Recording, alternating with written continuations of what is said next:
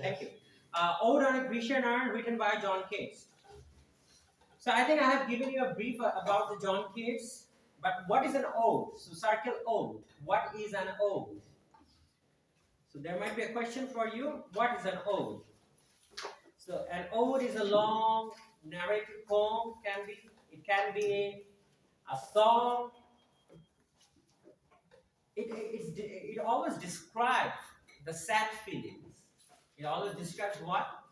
Sad feelings. For a person or for a thing. Clear? What does ode do? Asif. What is an ode? What is an ode? O-D-E, ode. What is an ode? An ode is a long narrative poem. It can be shorter. It can be long. It always describes what? A sad feeling for a thing or a person. Clear? Are you getting it? Yes. A longing for something, meaning that becoming nostalgic, meaning that you want to have it, but somehow you can't have it. Clear? This is why, that's why the poet writes an ode. Now, let's go for, so are you clear now what is an ode? Yes, sir. Can you just repeat with me what is an ode?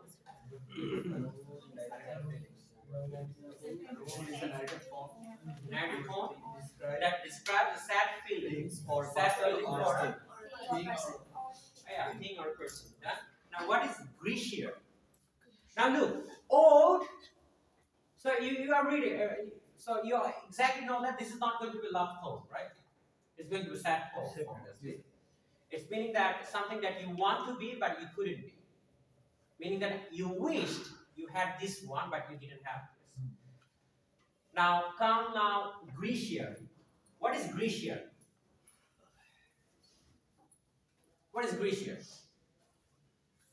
Come on. Do you know that there is a country called Greece? You know that, right? Greece. So Grecian means no. Grecian means like the Grecian art. Okay? The Grecian art. The art, Greek art actually. The Greek art.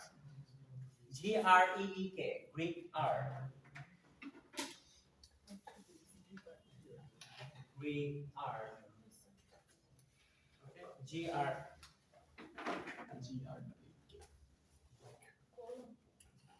Greek art. Are you writing it down? Yes, sir. Greek art. Ode on Grecian. Now come for what is an art. Now this art is really interesting. Now if you go for, now you have to understand line by line actually. Now what is an art? You know that in Hindu religion, you find that the dead bodies are burned, right? Yes, sir. Right? They are burned, and then what do? They come up with kind of like a teapot, and then they just collect the ashes and they keep it, right? And this is called art. This is called what? U-R-L. This is called art. Are you clear right now? What is an art? That means the pot that carries the ashes of the dead body. Are you clear, everyone? Dead body. Dead body. So the urn that collects the ashes of a dead body. Now, interestingly, now if I just draw an urn right now, how does an urn look like? It's something like, probably like that, but I wish I could show you in the PowerPoint. Okay, it's like a jar actually. Yes, sir. It's like a jar. Yes, sir. It collects what? Ashes. It collects what? So this is known as an urn. Okay, and then you just collect the ash. You just collect the ash, and then you just keep it up there as a memory for what? For the decayed person, right? For the person who is dead, right? And then you have the ashes of it. And now, interestingly, but if you find like in Christianity and Islam, we don't burn the dead body. We believe that this is how the things will go. But in Hindu mythology, they believe that the dead bodies have to be burned, and then they collect the ashes, like the ashes, and then they keep it in the jar, and they keep it as a memory. And then they sometimes they do, that's called no, they do it like yes, sometimes they throw it down, and sometimes they keep it, and sometimes like they do some worship or something like that. They have their own beliefs, and depends on. So this is what is urn. Are you clear now? Yes, sir. Now, think of this one right now. This urn isn't what? An object. This urn is what? Everyone clear, give me concentration please. This urn is what? Object. This urn is what? Object. Very good. But inside the urn, there is a concept. The concept of death. The concept of what? Death. Are you getting it? Yes, Clear? The object is what? Urn. Now you're thinking urn is urn. Okay, damn, it is an object. But inside the urn, what's that? The ashes of the dead body. Meaning that the concept is what? Death. So if you read the whole poem, it's going to give you the concept of what? Death. Clear? Now, if I just, if you think of this an urn,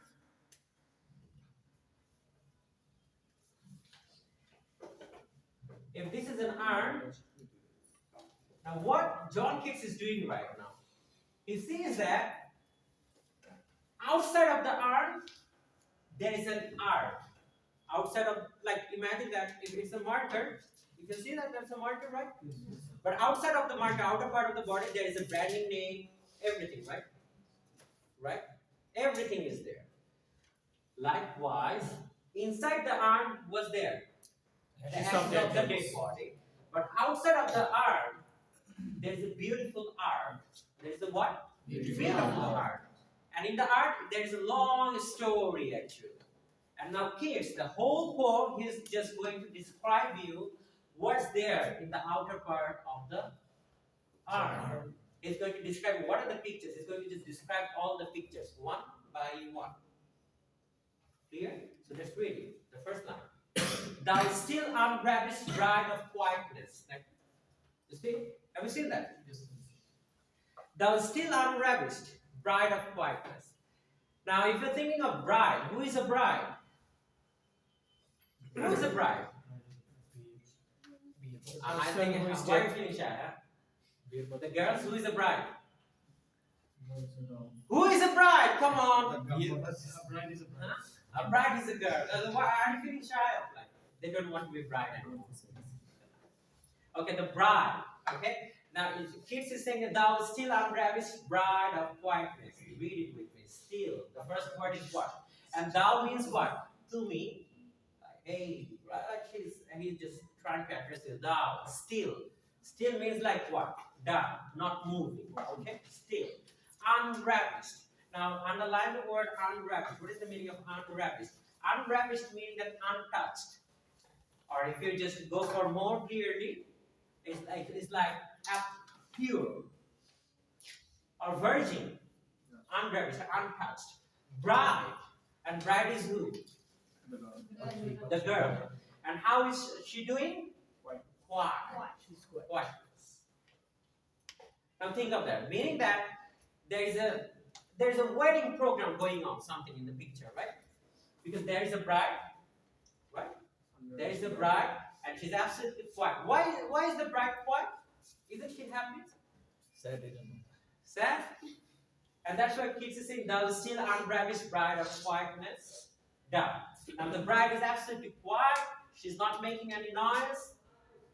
And everyone is around. Like, and now one by one, he's going to describe more, one by one. So we find that in the very first picture. Now, when I say you that the still, bride, what does it remind you? No. No. It's still bride. Bride is like, imagine it's a person, right? But what gives you the concept? Happiness. Time. Like the time is frozen here, right? Still. What does it give you? The concept? Time is what? Frozen. And now if you go to the ideal world, time is what? Not frozen. Frozen. is frozen. Oh, I don't want the time is frozen because you're not going to calculate the time. Why do you have to calculate the time? Because you don't have to go to office. You don't have to come to the Najmul classes. Right? So you don't have to count the time. So time is what? Now when he says that thou still unravished, bride of quietness, meaning that the time is frozen, the time is not moving. It's the story of a what? Ideal world. And interestingly, now think of that. Why the time is frozen? The bride is what? Unravished, untouched. And this bride will forever be what? Untouched. This bride will forever be what? Unravished. Right? And now he's saying, beta jo bhi ye shaadi kar raha hai. Laugh nahi. And why? Because the bride will be what? Unravished. Forever. You get it? Now go for this one. Thou foster child of silence and slow time. What is the foster child? Foster child meaning that, like a child, like someone has, it's not an adopted son, like it's an adopted child. Someone who is adopted and just that's called the foster child. And the foster child of silence and slow time. The foster child of silence means what? And slow time means what? Meaning that this foster child, this child will forever remain what? Child. Silent. Silence. You'll never grow up. You will never what? Grow up. What? The time is what? In the art, the time is what? Frozen. The child is never going to be grow up. You know, he's a poster child of slow and silence. Then, Sylvan historian. Who are the Sylvan historian? Those who tells you the history. It's kind of like the traditional historian. It's the old historians. That means who used to describe the history of the primitive age. Those who used to describe you what? The history of the primitive age. Like when there was the age of the stone. There was the age of the fire. Right? They used to describe, there was a history, like people used to live in jungle. Right? They used to describe you that old history. Now the Sylvan historian who does express. Now, keeps is saying, the historian cannot express you more beautifully than what? Than our rhyme. Meaning that historian couldn't tell you this story more beautifully. But my poem will tell you that beautiful story in a beautiful manner. Who is telling you that? John Keats. What is the failure of the historian? What's the failure? Yeah. The failure is that they can't express the story. Because they're just writing the story. But the poet, right now, he's going to describe this story to you more beautifully. Why? Because the poet uses what? Rhyme. Are you getting me? Then he says, and now look how he just personified the tale. A flowery tale. How he personifies? A flowery tale. What's a flowery tale? Happy tale. Right? Interesting tale. Meaning that something good is going on. Because look, how did the story start? Thou still bride, unravished bride of Christ. Meaning that there is a wedding program going on, right? In the picture, what's going on? Wedding program. So obviously it's a flowery tale, meaning that something good, some happy moment is coming on. What live French legend haunts about thy shape of deities or mortals or of both? Now, he's saying that in Tempe or the Dells of Arcadia. Now he's seeing more pictures in the arm and he's asking you one question, one by one. Now he's saying you that like that. Like he's saying you, like in Tempe or the Dells of Arcadia. He's saying that is it a, like what do you say in I think the temple, Mondi, right? He's saying that is it a temple or a place of God? Meaning that he's saying more places and he's describing one by one. Now he said, what men or gods are these? Meaning that who are those people like in this picture? He's questioning you. What man? Who are they actually? Those who are in the program, who are they? Are the man or gods? Then he said that what maidens long? What is the meaning of maidens? There are some other girls actually. Okay, there's some other girls. Who are they actually? He's asking the question. What men persuade? And he finds that there are some people, those who are running actually in the picture. And he's saying, why are they running actually? What men persuade? কেন তিনি এইভাবে দৌড়াচ্ছেন? What is struggle to escape? কিসের জন্য সেভাবে দৌড়াচ্ছে? What does he want to get? Then he says, what pipes and timbrels? Then he says, someone is what? Piping. Someone is piping with what? Food. Because the meaning have changed actually drastically. It's nothing, not your fault, Hassan. Okay, piping is what? Someone is piping and timbrel. Then is what? What wild ecstasy? Wild means what? Everyone is like in the fantasy. Everyone is enjoying. Now he's asking you the question. Who is asking you the question? John Keats. Sing the picture one by one. At first he sees a temple like that. He sees a temple and he says, is it a temple?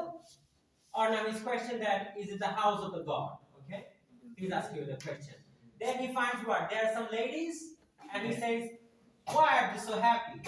And then he says there are some men. They're trying to, just escape actually. They're running actually. And now he's asking you, why are they running? And then again he finds that there are some people that, someone just piping the flute.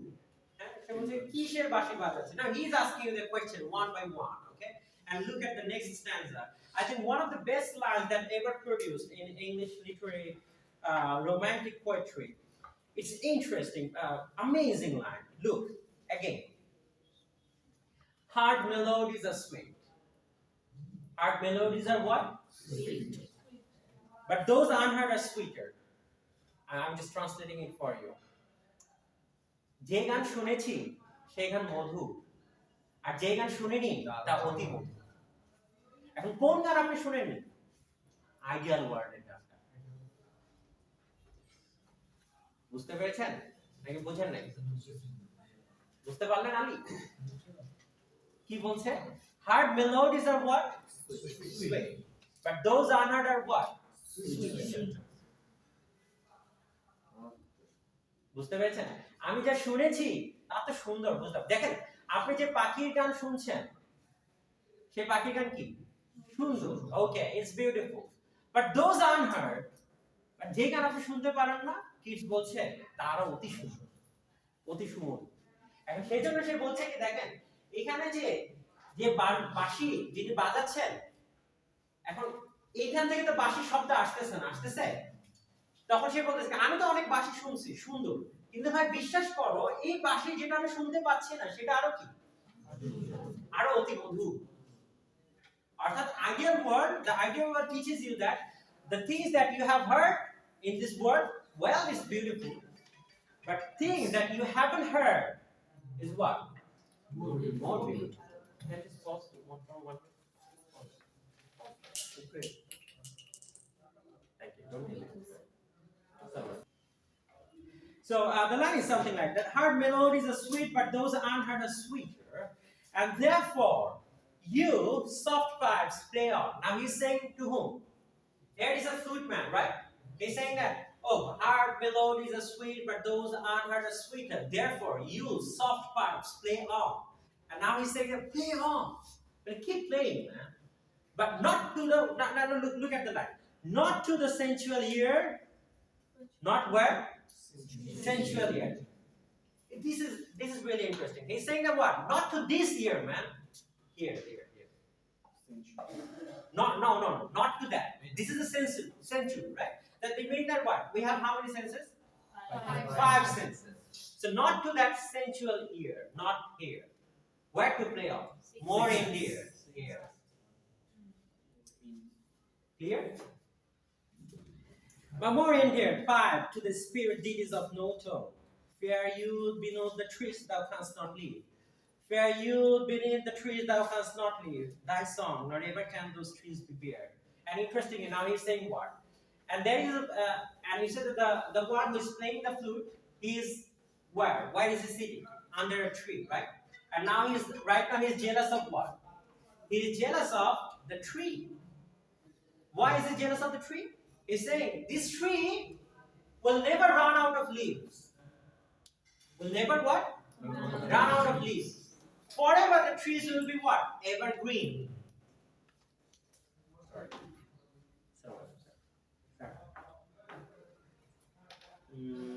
What? It's not gonna run out of the leaves. The leaves are forever what? Evergreen. And where will you be evergreen?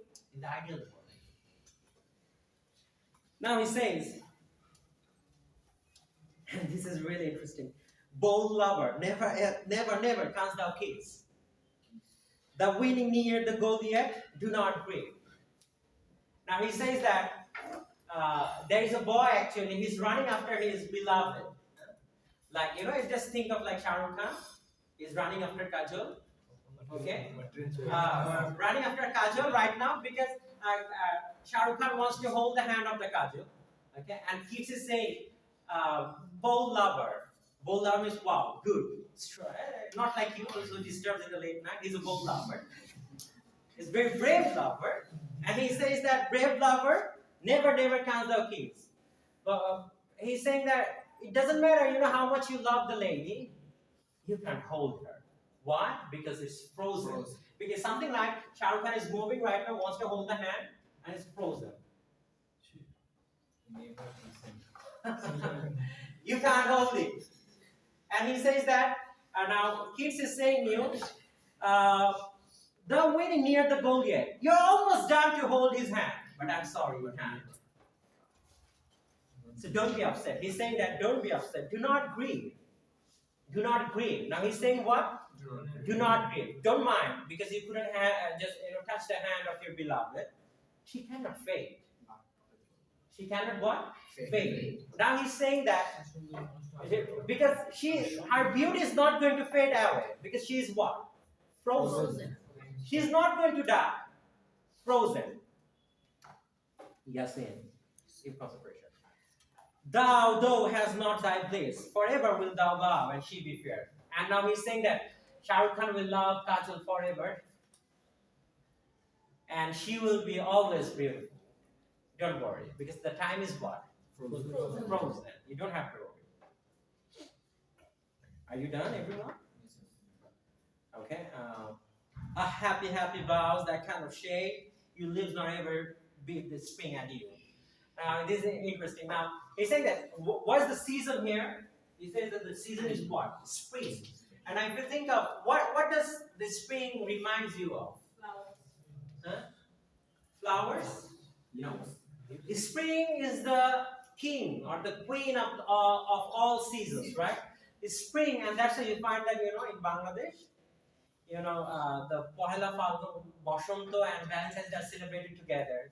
সবার জীবনে বসন্ত লাগে তখন 14 ফেব্রুয়ারি right বসন্ত কি হইছে ভাই বসন্ত মনে বসন্ত আছে right so you people come on and celebrated they celebrate the spring. So spring is something is the king of all seasons, the most beautiful seasons actually, and people love to because the flowers start to bloom. And you find that the weather is really, it's not like the winter, actually the weather gives you a good vibe always.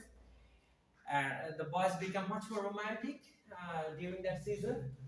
And girl expects much more flowers during that season.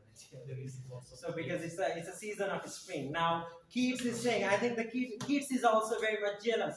He's saying that you live not ever beat the spring at you, meaning that the tree was growing up right now, the spring will never fade away because the spring is always still here. What's the season here? Spring. It's frozen. A happy melodist. Unwearied. And those who is just fluting, he's saying that he'll never become tired. Why? Frozen. He'll never become tired. Keep on playing because he'll never become tired. Forever piping songs, forever new. More happy love. More happy love, forever warm and still to be enjoyed, forever panting and forever young, all breathing human passion forever, that leaves a heart high sorrowful and cloyed, a burning forehead and a parching tongue. And now he goes for the next, I think we'll be starting from the next stanza in the next class. we'll be finishing it off. I think you are almost done. Can you stop the recording, Mr. Vishal? Thank you.